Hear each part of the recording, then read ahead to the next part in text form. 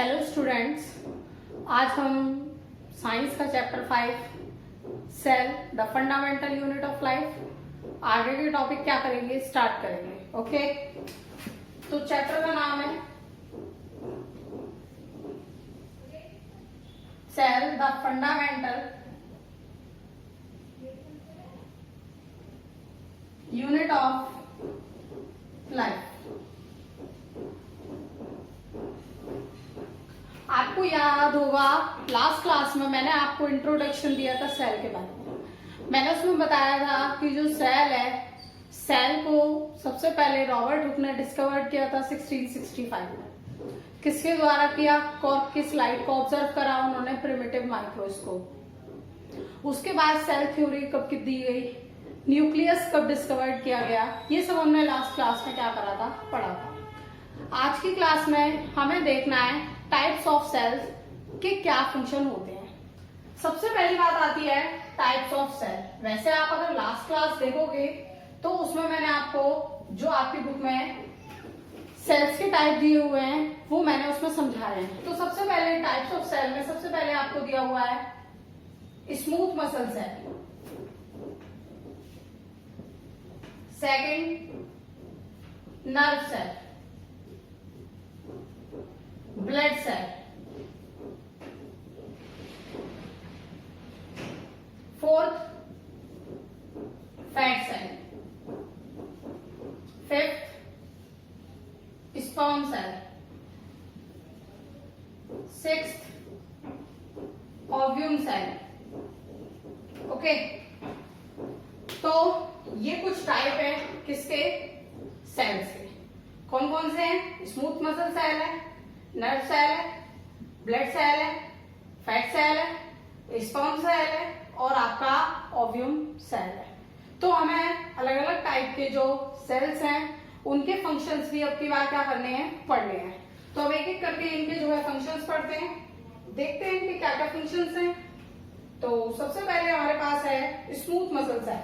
अगर मैं बात करूं स्मूथ मसल सेल की, तो स्मूथ मसल सेल जो है हमारी बॉडी में जो हॉलो ऑर्गन्स होते हैं, जैसे कि आपका स्टमक है, स्मॉल इंटेस्टाइन है या लार्ज इंटेस्टाइन है, उसमें ये क्या करते हैं, अपना वर्क करते हैं, मेटाबॉलिज्म एक्टिविटी में ये क्या करते हैं, हेल्प करते हैं। ओके, तो हम इसे लिख सकते हैं। इसमें एक सेल और छूट गया है, लास्ट वन बॉर्न सेल।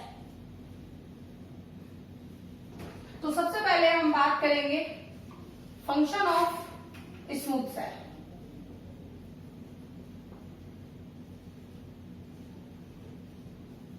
तो स्मूथ सेल में हम ये लिखेंगे, this type of cells are present in hollow organ like stomach, large and small intestine,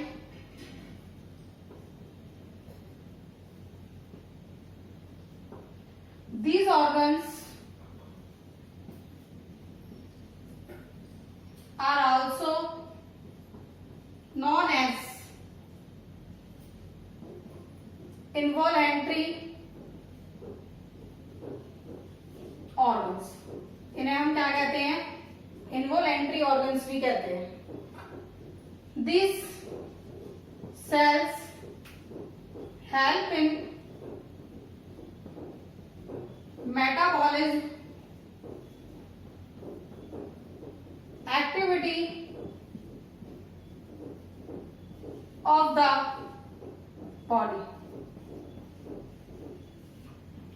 किसी भी बॉडी के मेटाबॉलिज्म एक्टिविटी में ये क्या करता है, हेल्प करता है आपका स्मूथ सेल। तो हम सीधी सी बात है स्मूथ सेल को इस तरीके से रिप्रेजेंट कर सकते हैं कि ये टाइप है सेल का जो कि प्रेजेंट है किसमें, हॉलो ऑर्गन, जिन्हें आप इन्वोलेंट्री ऑर्गन्स भी बोलते हो, जैसे कि आपका स्टमक है, लार्ज इंटेस्टाइन है या आपकी स्मॉल इंटेस्टाइन है, और वहां पर ये क्या करते हैं, आपका जो है ये मेटाबॉलिज्म एक्टिविटीज में क्या करते हैं, हेल्प करते हैं। तो ये था हमारा फंक्शन किसका, स्मूथ सेल्स का। ओके, नेक्स्ट हम चलते हैं आपका नर्व सेल।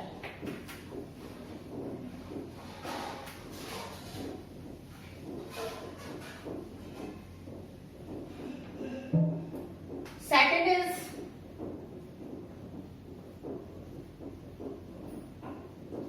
Nerve cell. अब नर्व सेल में क्या होगा, अगर मैं नर्व सेल की बात करूं तो नर्व सेल हमारी बॉडी में क्या करता है, कंट्रोल एंड कोऑर्डिनेशन का काम करता है। तो कई बार ये क्वेश्चन भी आ जाता है कि जो है इसे नर्व सेल का मेन फंक्शन क्या है, तो आप मेनली अगर 1 मार्क क्वेश्चन आता है तो आप सीधा लिखिए it helps in the control and coordination of our body. हमारी बॉडी के कंट्रोल एंड कोऑर्डिनेशन में ये क्या करता है, हेल्प करता है। किस तरीके से करता है, ये जो है मैसेज रिसीव करता है, उन्हें केमिकल्स की फॉर्म में क्या करता है, ट्रांसफर करता है ब्रेन में, और ब्रेन जो रेस्पॉन्स देता है उसको जाके जो है ये क्या करता है, दोबारा से देता है। तो ये जो मैसेज ट्रांसफर करने का काम है वो किसका है, नर्व सेल का है। अब वहां पर क्या होता है, जो नर्व सेल है जब वो एक नर्व सेल से दूसरे नर्व सेल में जा रहा है तो उसमें जो है एक गैप होता है जिसे हम क्या बोलते हैं, साइनेप्स कहते हैं, जिसे आप 10th क्लास में पढ़ेंगे। तो आप यहां पर सिंपली इसे बोलिए, this cell helps in the control and coordination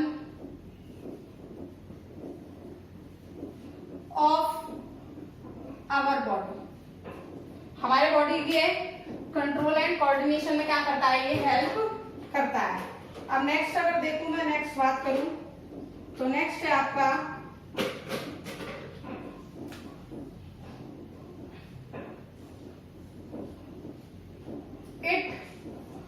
transfer message to the body part, या टू मत लिखिए, from the body parts to the brain and brain to the body parts. Okay, क्या करता है, ये मैसेज ट्रांसफर करने में help करता है। And the gap between two nerve cell is known as synapse. जो दो नर्व सेल हैं उनके बीच में जो गैप है उसे हम क्या बोलते हैं, साइनेप्स कहते हैं। ओके, तो ये फंक्शन था आपका किसका, नर्व सेल का। नेक्स्ट देखते हैं आपका नेक्स्ट टाइप का सेल है ब्लड सेल। तो ब्लड सेल का क्या फंक्शन होगा, चलिए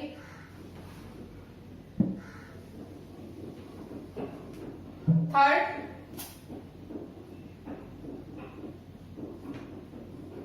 blood cell. These cells are mainly rounded in shape। कैसे होते हैं, राउंडेड होते हैं शेप में। There are two types of कौन सेल, ब्लड सेल्स में। जो ब्लड सेल हैं वो दो टाइप के होते हैं, फर्स्ट आरबीसी, सेकेंड डब्ल्यूबीसी। जो आरबीसी है फुल फॉर्म होती है रेड ब्लड सेल, डब्ल्यूबीसी को बोलते हैं आप व्हाइट ब्लड सेल्स। अब अगर हम बात करें तो जो आरबीसी है इसका जो ग्रुप है उसे बोला जाता है एरिथ्रोसाइट्स। क्या बोला जाता है, एरिथ्रोसाइट्स। और अगर मैं डब्ल्यू की बात करूं, डब्ल्यूबीसी की, तो उसके ग्रुप को बोला जाता है लाइकोसाइट्स। ओके, अब जो आरबीसी है, आरबीसी का काम क्या होता है, हमारी बॉडी में जो अलग अलग आपके ऑक्सीजन है या एंटीबॉडीज है या आपकी बॉडीज में सॉरी आपकी बॉडी में जो है सप्लाई करना है फूड को या मैसेज को, तो सब वो सप्लाई जो है ट्रांसपोर्टेशन का काम कौन करता है? आरबीसी करता है। जबकि जो डब्ल्यूबीसी है, डब्ल्यूबीसी क्या है? डब्ल्यूबीसी हमारी बॉडीज में क्या करते हैं? एंटीबॉडी प्रोड्यूस करते हैं, जो कि क्या करते हैं? हमारी बॉडी को डिसीज से प्रोटेक्ट करने का जो है काम करते हैं। अगर हमारी बॉडीज में सॉरी बॉडी नॉट बॉडीज, अगर हमारी बॉडी में डब्ल्यूबीसी है तो वो डब्ल्यूबीसी क्या करते हैं? हमारी बॉडी को प्रोटेक्ट करते हैं डिसीज कॉजिंग माइक्रोब्स और बॉडीज से। ओके, इसको इसलिए क्या बोला जाता है? हमारी बॉडी का बॉडी गार्ड भी बोला जाता है कि हमारी बॉडी को क्या करते हैं? मेनली इम्यूनिटी प्रोवाइड करते हैं। तो हम इसको इसी तरीके से लिखेंगे, RBC it transport oxygen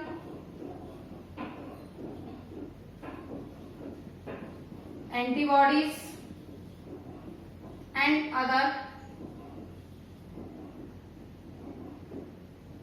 necessary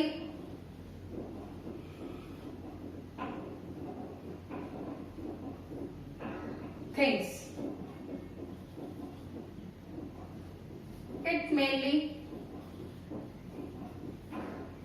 helps in the transportation. ये क्या करता है? हमारी बॉडी में जो है ट्रांसपोर्टेशन में हेल्प करता है।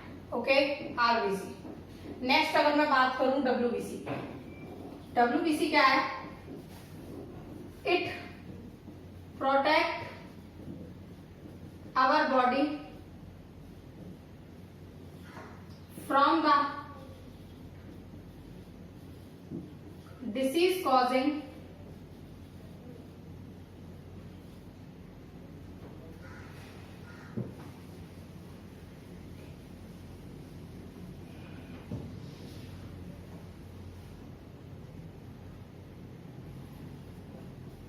microbes or bodies. It produces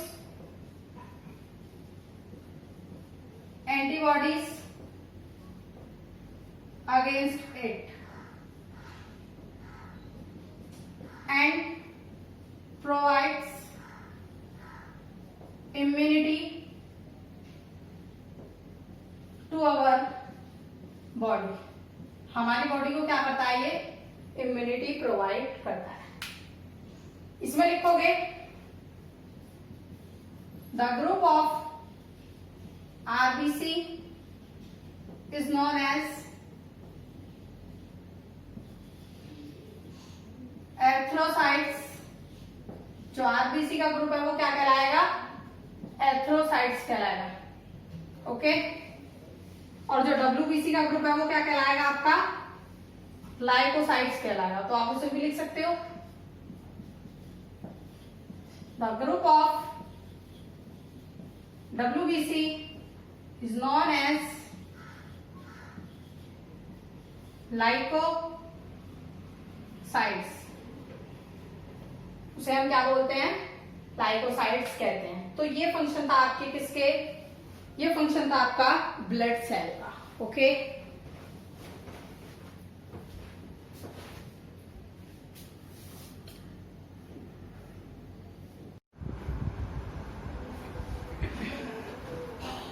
तो हमने यहां पर अभी तक पढ़ा smooth muscle cell, nerve cell और ब्लड सेल का फंक्शन। अब नेक्स्ट हमें पढ़ना है फैट सेल का फंक्शन। तो सबसे पहले अगर मैं बात करूं, जैसा कि नाम से भी लग रहा है कि जो फैट सेल, फैट मतलब जो हमारी बॉडी में फैट स्टोर करने का काम करे, या एक्स्ट्रा न्यूट्रिएंट्स जैसे कार्बोहाइड्रेट है, फैट है, प्रोटीन है, इनकी जो कॉम्प्लेक्स फॉर्म है उसको जो स्टोर करने का लिपिड्स की फॉर्म में स्टोर करने का जो काम करे उसे हम क्या कहते हैं? फैट सेल कहते हैं। तो हम लिख सकते हैं इसे, this cells mainly helps in the storage of fat in the form of lipids in our body. Okay, this group of cell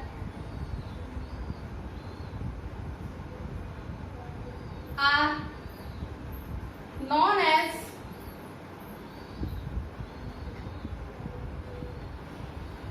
adipose cell. इसे हम क्या कहते हैं, इस ग्रुप के सेल्स को एडिपोज सेल भी कहते हैं. ओके, अब नेक्स्ट बात आती है, this fat is used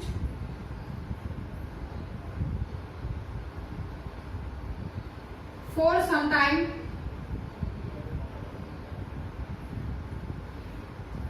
in case of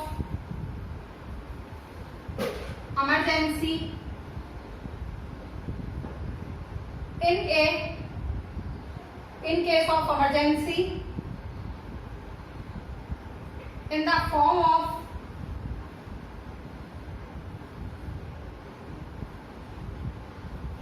emulsified fat.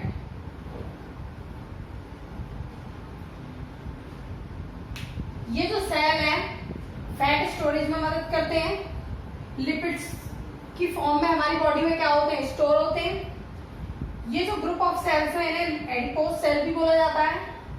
ये जो है कई बार यूज किया जाता है इमरजेंसी के टाइम पर, किसमें, एमल्सिफाइड फैट की फॉर्म में.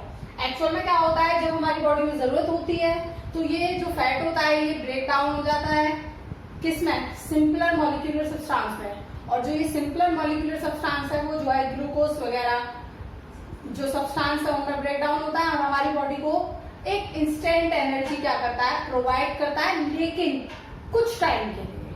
ओके, नेक्स्ट है आपका स्पर्म सेल.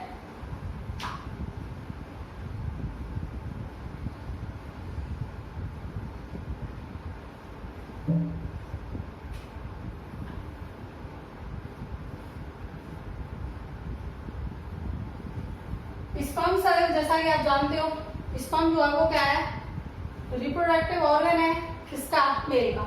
ये जो है रिप्रोडक्शन में हेल्प करता है. हमारी जो मेल की बॉडी है, मेल की बॉडी में क्या करता है, जो रिप्रोडक्टिव हार्मोन्स है उनको बैलेंस करने का काम करता है. तो हम इसे लिख सकते हैं, these cells carries reproductive features in the body of male and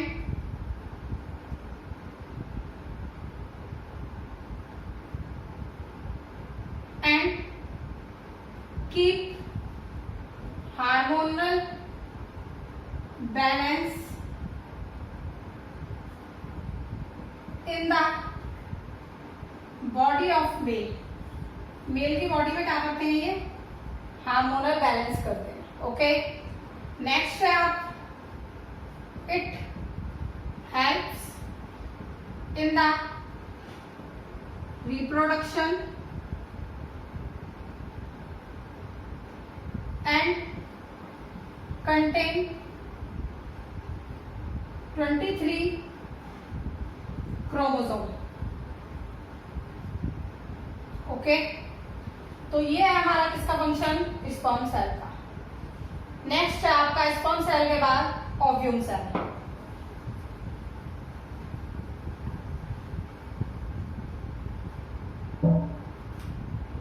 sixth ovum cell. Okay, अगर ओव्यूम सेल की बात करूं तो ओव्यूम सेल क्या है, रिप्रोडक्टिव ऑर्गन है किसका, फीमेल का. तो हम लिख सकते हैं, this cell carries reproductive feature of female body and keeps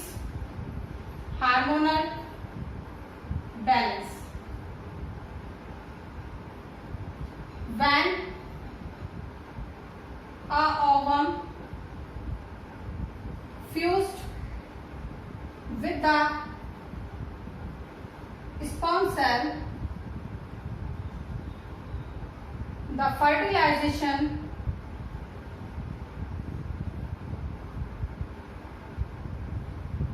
occurs and the zygote is formed. तो ये क्या करता है, ये जो सेल है वो रिप्रोडक्टिव फीचर जो है प्रोड्यूस करते हैं फीमेल बॉडी के, हार्मोनल बैलेंस रखते हैं.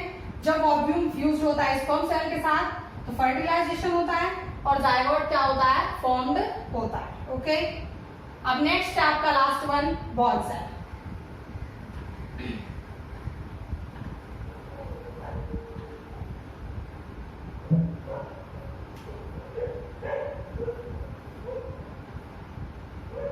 Next bone cell. These cells helps in the harmony and maintain the formation of bone and reabsorption. ये क्या करता है, हमारी बॉडी में जो बॉन फॉर्मेशन है उसको और रीअब्जॉर्प्शन की जो प्रोसेस है उसे हार्मोन की बॉडी में बैलेंस करने का ये बॉन सेल क्या करता है, काम करता है. दिस ग्रुप ऑफ सेल्स, जो ये ग्रुप ऑफ सेल्स हैं, आर नोन एज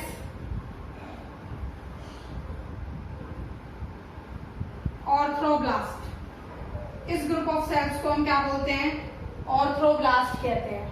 तो ये हमने पढ़े फंक्शन किसके, टाइप्स ऑफ सेल्स के. Okay,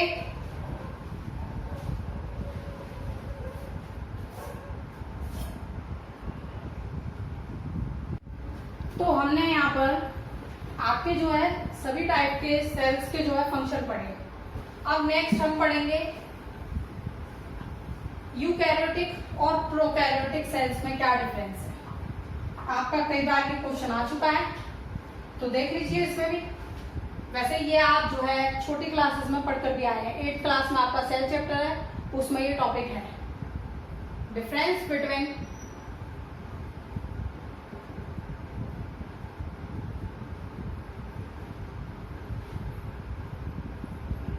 eukaryotic and prokaryotic cells. तो हम इसमें देखते हैं क्या डिफरेंस. ये हमारा क्वेश्चन है. तो हमने एक काम किया, कॉलम फॉर्म करें.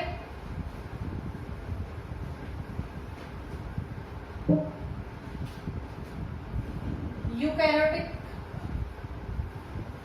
Cell, prokaryotic sales.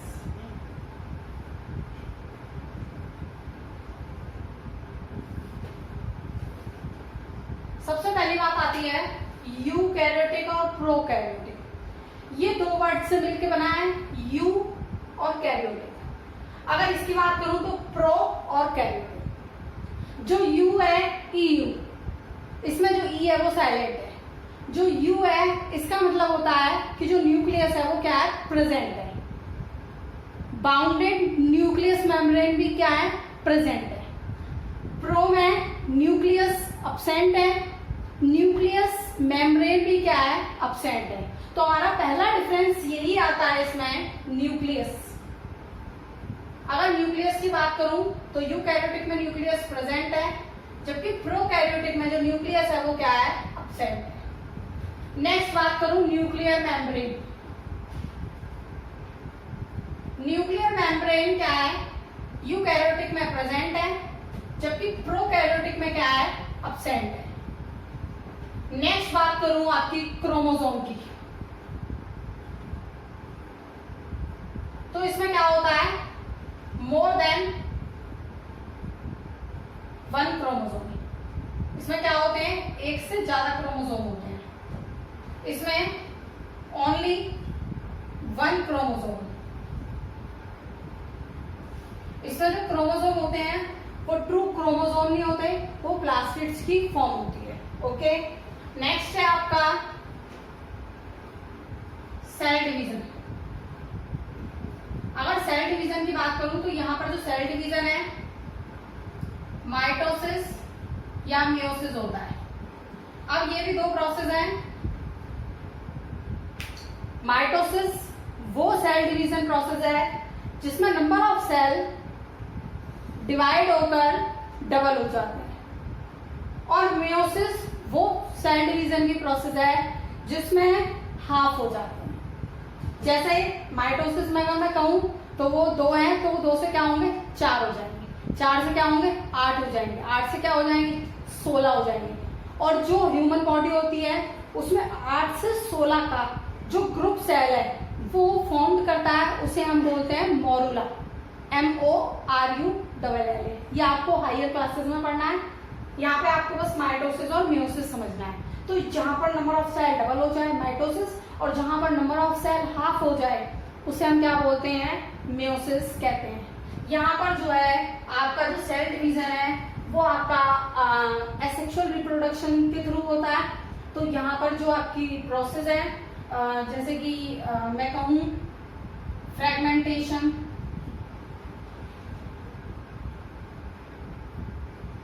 ओके, और आपका फ्यूजन, बर्डिंग, ये सब प्रोसेस होती है किसमें आपके प्रोकैरियोटिक सेल्स में। नेक्स्ट आपकी बात करूं अगर मैं, तो हमने न्यूक्लियस की बात करी, न्यूक्लियर मेम्ब्रेन की बात करी, क्रोमोसोम की बात करी, सेल डिवीजन की बात करी। अगर वैक्यूल्स की बात करूं तो साइज में क्या होते हैं, यहाँ पर लार्ज होते हैं, जबकि यहाँ पर क्या है स्मॉलर इन साइज में क्या होते हैं बहुत छोटे। ओके, और बात करें तो यहाँ पर जो है एग्जाम्पल अगर मैं इसके देखूं तो एग्जाम्पल में आ जाएगा इसका plant and animal cell.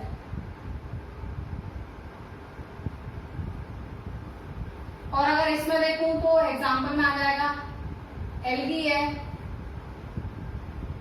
Rhizobium है, आप जो है या राइजोपस लिख दो। तो ये सब एग्जाम्पल है किसके प्रोकैरियोटिक सेल्स। ओके, तो इस तरीके से हम डिफरेंस कर सकते हैं यूकैरियोटिक और prokaryotic cells. Okay, with this I am finishing today class. In next class we will further discuss the next topic. Okay.